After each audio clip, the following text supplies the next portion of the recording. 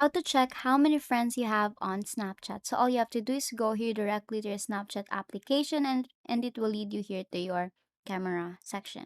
Now, the next thing that you want to do is on the upper left rather, you'll see your Bitmoji there. Tap on your Bitmoji and scroll down up until you see your friends. Now, there is no option there or there's no text there where Snapchat actually gives you the number of friends you have on Snapchat. But what you can do to check how many friends you have is to scroll more up until you see the snap map here and then tap on sharing location with, and here it will look like this. Now the next thing that you want to do is to, of course, you will see list of friends here. What you want to do next is to tap on only these friends here.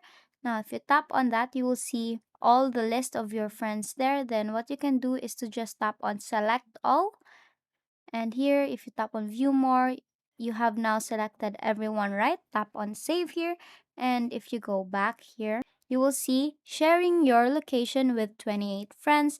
That means you have 28 friends on Snapchat. And basically, that's how you check how many friends you have on Snapchat. And that is all for today. If this video helped you, please give us some thumbs up and subscribe to the YouTube channel for more tutorials. Thank you for watching.